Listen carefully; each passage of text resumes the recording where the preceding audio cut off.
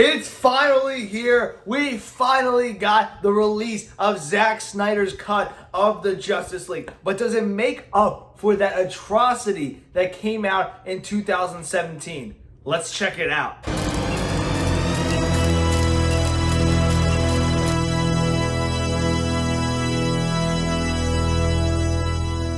Welcome to Silver Screen Talk. My name is Luke LaPointe. I started this channel because movies are a big part of my life and I want to talk about them with people who care about them as much as I do. With that, remember to hit that like and subscribe button. Most importantly, as we're talking about a huge movie release, I want to hear down below in that comment section. Have you seen the Snyder Cut yet? If you have, what did you think about it? Was it better? Was it worse than the original cut in your opinion? What is your brain score or heart score for the movie? I know my brain score and heart score, but I want to know yours. I want to hear it all down below since this is probably one of the biggest releases of the year. And now let's get into it. Now, before we officially get into this, if you don't know why Zack Snyder had to drop out of production in 2016 for Justice League in the first place, it's because his daughter Autumn had committed suicide, which is a very serious issue. And if you've seen Zack Snyder's cut of the Justice League, I urge you to consider donating the price of a movie ticket to the American Foundation for Suicide Prevention. In addition, if you feel like harming yourself or anything worse, please call the National Suicide Prevention Lifeline number at 800-273-8255. This is a very serious issue. Mental health is a very serious issue. My mother is a mental health professional, so I've grown up knowing the importance of that. And I want to stress the importance here to my subscribers, to my viewers, so that you feel the importance that I feel. Don't overlook your mental health. If you're not feeling mentally well, if you feel like hurting yourself, please reach out and get help. And if you want to support the cause for suicide prevention, please donate to the American Foundation for Suicide Prevention. Those two things can really make a difference either in your life or someone else's.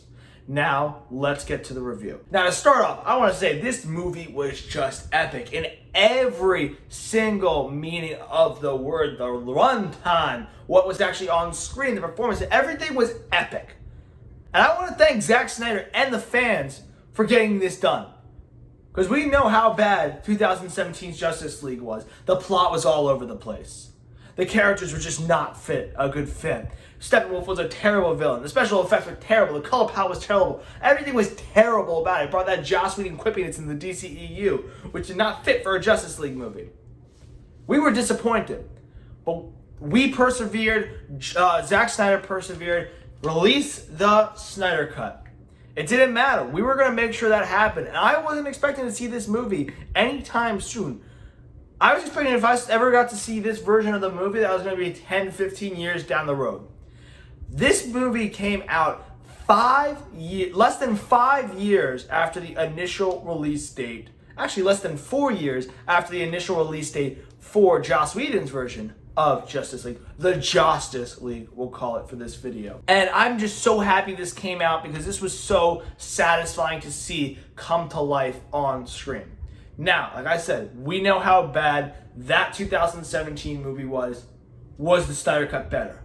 And I'm here to say, abso-freaking-lutely, this movie was head over heels better than the Justice League. This movie just crushes that movie. I mean, everything about the Snyder Cut was better than Justice League. Everything. Every aspect of the movie was better. The story was so much tighter. Everything just makes so much more sense. We start and end at essentially the same place, but the way we get there, between the A to B, is so much different in the way that we handle things. Joss went like this. We had a very cohesive, straight storyline that made sense and fits within everything that happens in the movie. Also, as we are able to spend more time on everything because of the large runtime, because of the long runtime, we're able to really delve into things, develop things, have character development, and expound on things so that when something else happens later down the road, we've set that up so it makes sense and it feels earned. In addition, they were able to work around the footage that still exists from the original Justice League, which is about an hour's worth. They retooled that. They retooled that so it's a little bit different on the timeline, so that things feel like they fit a little bit more. For example, the introduction of Aquaman in the Justice League. It was a long time after Steppenwolf and his parademons took the Mother Box from Atlantis. In the Snyder cut, it's right after in what we're perceiving in the movie. So it makes much more sense that, okay, this Mother Box get taken and Arthur goes right to help the rest of the Justice League.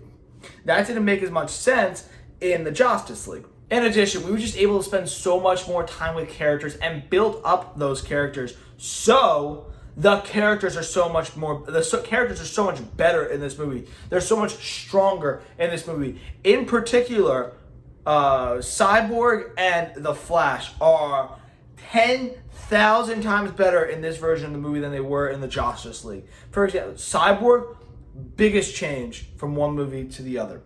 He had almost nothing to do in the original besides pull apart the Mother Box. He had no development, no proper introduction, none of that. He is the emotional core, the emotional center of the Snyder Cut. He is probably one of the most important characters in the entire Snyder Cut. He gets a proper introduction. He gets a proper background. He gets a proper character development. He gets proper interactions with his father this time. He gets proper characterization. Everything is done so much better. And how he actually factors into the plot makes a lot more sense. It's just so much better. In addition, the Flash, in the Justice League, he was there to be the quipster. He was there to be the young guy with little experience, so he was just there to throw out jokes, kind of how Joss Whedon always likes to do in his Avengers movies. And while Barry Allen is still throwing out some quips in this movie, that makes sense. That's still on brand for Barry Allen. It's toned down.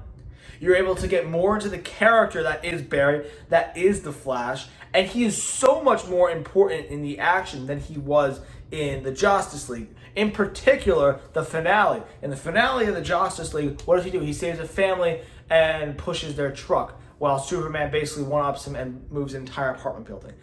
That is scrapped. That entire family is scrapped. Thank God. That family meant nothing to the plot. But that is scrapped, and now Flash is paramount to the success, and he's actually the one that basically is the reason that they ended up being successful, because if not, the Mother Box is synced and everyone would have been screwed. But because he got into the Speed Force, because he was able to access the Speed Force, he was able to pull back time. He was able to pull back time, and he saved the day. He's so much more important in this movie than he was in the other movie. And you also had great character moments with him. He still had the character moments with his father, but he had good character moments outside of that just built him as a good, strong character that he wasn't in the original movie. In addition, you get to delve into Aquaman a little more. I don't think that they gave a proper introduction. Those three, Cyborg, Aquaman, and Flash, because they didn't have any solo movies in the DCEU before this movie, we didn't know much about them. So Aquaman just kind of got thrust onto the scene, same thing with the other two, but he ended up getting a solo movie, but a lot of his characterization still didn't make as much sense. This movie retroactively fixes that, and gives him some character development with Mira and Willem Dafoe's character. I can't remember his name, excuse me, it's been a long day. And he's able to get that dialogue that sets up his character at the beginning of the movie and at the very end. That sets up his situation in Aquaman, and also just sets up the type of person, the type of superhero, the type of character that Arthur Curry is in the solo Aquaman movie. I think that was very well done. In addition, I really like Batfleck.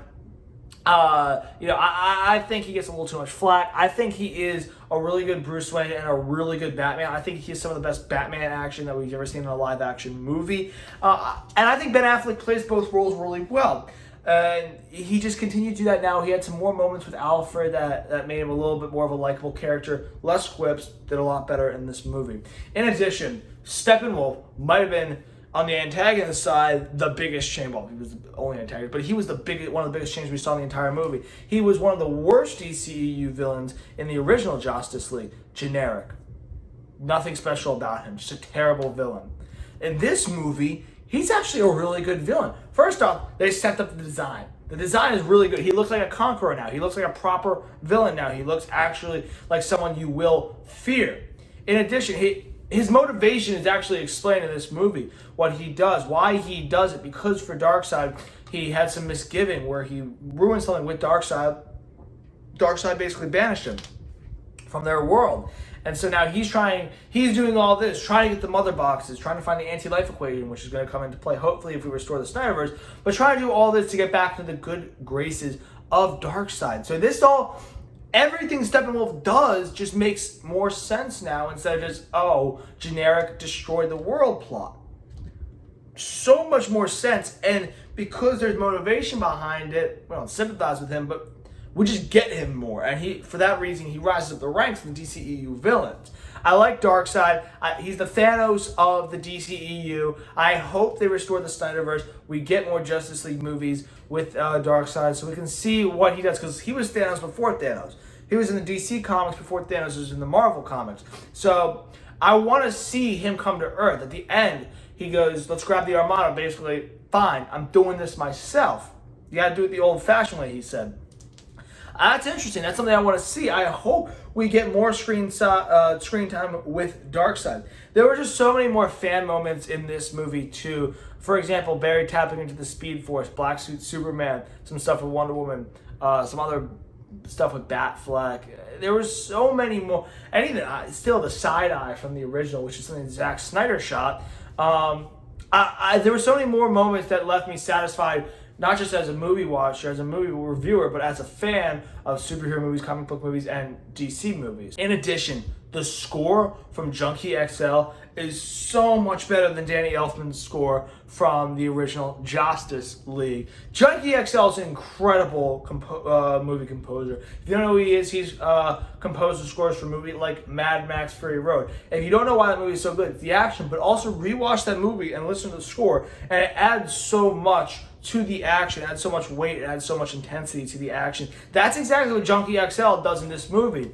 Even the action scenes that were in the original Justice League that they reused for this movie felt different because how the score was able to portray them, how the score was able to kind of back them up and add intensity and add a level of coolness to the action. There's so much more weight, there's so much more emotion behind everything, there's so much more intensity, and it's just an awesome score.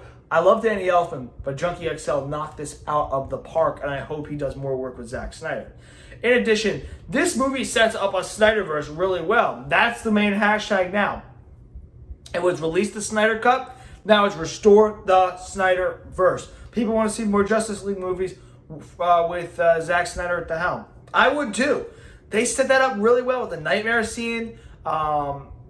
It gives validation to what happened in Batman v Superman with Bruce's kind of dream nightmare sequence, and then the actual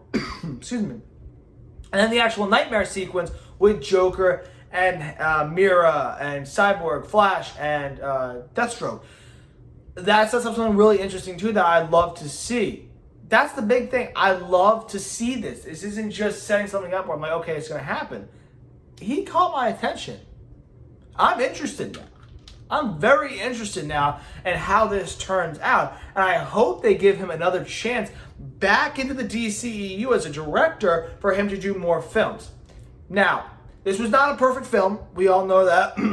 Zack Snyder is never perfect, but most of the bad things in this movie for me are nitpicks. The first is the runtime. It is a long movie. 4 hours for any movie is a long movie. I was able to get through it no problem.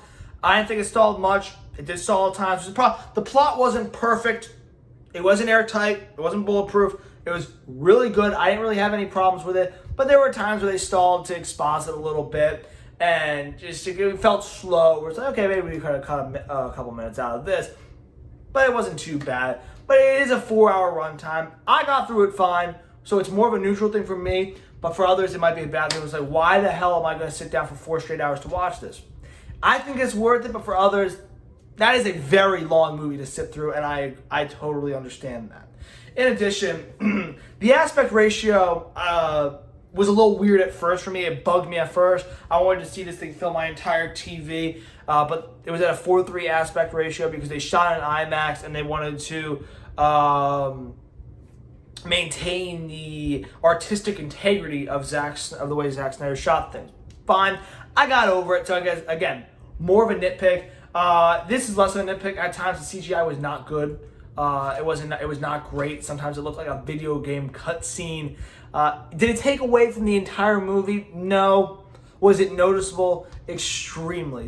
You could tell that maybe they could have used an extra $10 million for the special effects or something like that. But there were times where the CGI was not as good as you would expect from a superhero movie. Like I said, the story isn't perfect, but for me, there are times where it stalled, but I still really enjoyed it. And then the slow motion, honestly, it's always one of my nitpicks with Zack Snyder movies, is that thing move at half speed throughout the entire movie. Honestly, if he cut down 50% on his slow motion, you could have cut down the movie by about 20-30 minutes. The movie would have been that much better because it would have been easier to get through for some people. But Zack Snyder is going to Zack Snyder, and we all know that.